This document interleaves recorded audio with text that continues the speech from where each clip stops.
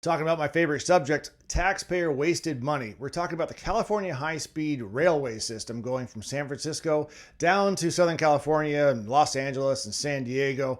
We're going to be talking about why it's not happening. What are the barriers that they're running into? Why are we so far behind in years to make this thing a reality? And what's going to happen next to it? But hey, what is the Trump administration doing? Because, of course, it's all about the Trump administration and what they're pulling back from this boondoggle.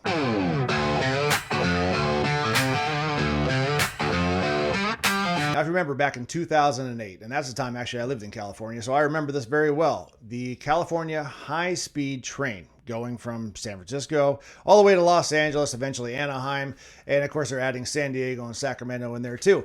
So these trains are supposed to go 220 miles an hour. Great. You can make it from San Francisco to LA in under 3 hours. And how amazing that's that going to be? All these people are going to jump on board and roll down those tracks. All right. So we're approved again, 2008, $10 billion bond. The project was initially pegged at $33 billion and slated for completion in 2020. Now, guess what? It's middle 2025, and basically nothing's really been done tangible-wise, okay?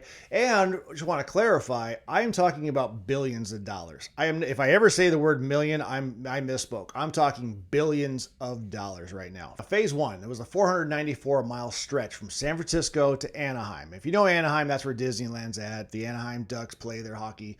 Los Angeles Angels of Anaheim, which, again, baseball. It's a funny name. They changed it. Whatever. Anyway, that was the main focus right now. Okay. It started with a 171-mile chunk from the Central Valley, though, called the initial operating segment.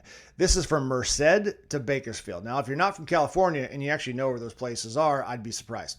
But that's where the first section was. They're going to get this thing done. This section alone now, 171 miles of it, is estimated to cost between $28 billion and $38 billion and won't be ready until 2031 or 33. So imagine that. Okay, your whole project's supposed to be $33 billion, but now this one section could be the entire budget. And I'm looking at, all right, why won't it be ready until 2031? Why are they saying it won't be ready until 2031? I'm thinking because all the politicians that are in power right now, they won't be in power then. I mean, either they're termed out or they're just kind of on their way out, or for whatever reason, they just kicked the can down the road and said, no, we'll be done by then. Of course we will. That'd be great. We're all done. So that's what I'm wondering as far as the timeline goes. So of course, they say now the biggest challenge, of course, is money. Well, yeah, because you're supposed to be $33 billion. But now, the horrible Trump administration is taking away $4 billion. They're not going to give this boondoggle $4 billion. Okay, well, $4 billion of $33 billion is quite decent percentage-wise, but when it's $4 billion of $100 billion, the estimated cost of what it's going to be now, 4%, not a whole lot. So really, they're going to blame Donald Trump for pulling back $4 billion for something that's probably going to fail in the first place. That's what they're talking. That's what they're all worried about. They're up in arms. That's why we're even talking about it right now. Because, of course, it's all Trump's fault. This has happened. And, by the way, global warming. The California High Speed Rail Authority, though, they fired back. They're saying all this stuff, all the reports are misguided. Okay, of course, everything is wrong. But they're pointing to the 54 completed structures that they've done. Okay, so they have 54 completed structures. They have done 60 miles of guideway. And this is proof of their progress. Well, guideway is not track, so they're just putting it all together.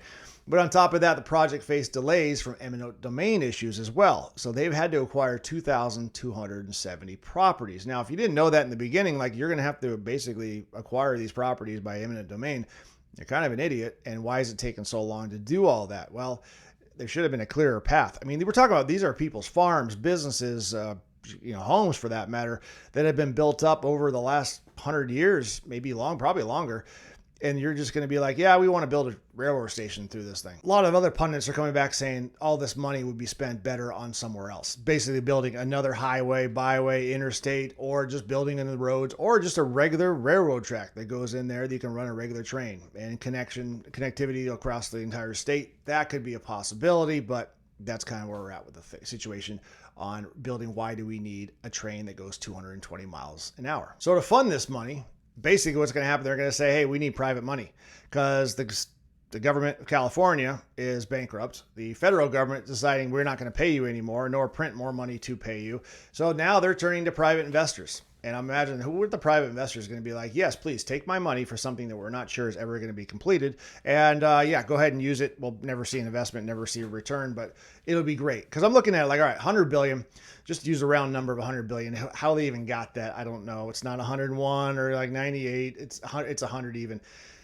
How many tickets do you need to sell on this train? How many? I mean, you're still looking at advertising and sponsorships too as well. I get that. You paint it, you put a wrap around it that says, you know, whatever bank that wants to do it or insurance company. But how many tickets do you have to sell in order to make this thing work? That's what I'm wondering. I mean, you just divide the math out. Now, that's just the cost to pay it back. What about all the people that you're employing for staff, all the money, the just the operation costs? I mean, just it's imagine to keep this thing together. Think of all the maintenance, everything. And you're going to, how much does that cost? How much does that cost? Put that in the comments what your best estimate is.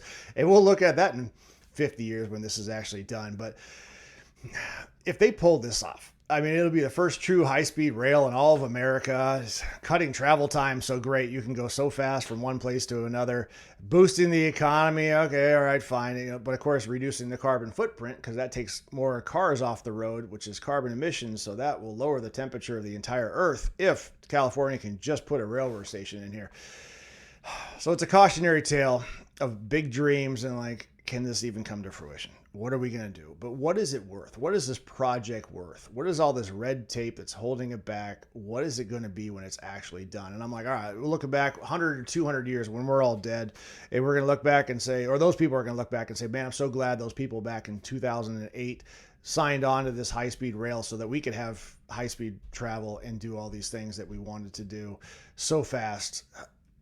Are they going to say that was a good thing? I mean, I'm wondering, you know, did they look at back when the railroads were put in across the country? Of course, there was nothing there. You didn't have eminent domain and all that. But was that a good thing then? 1950s when they put the interstate system in?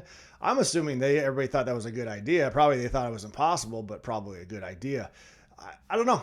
If you're alive and from the 50s and you remember that going on, or you're a historian or something, drop a comment. Let me know what you think about that. What were the thoughts of the interstate system, the railroad systems, any other systems for that matter? I don't know. We're talking about space travel for God's sakes. Who knows?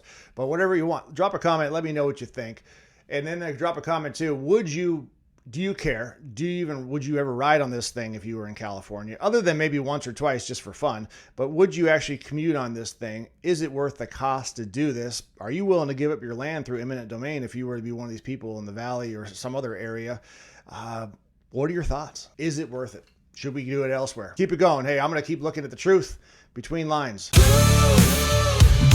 the lines.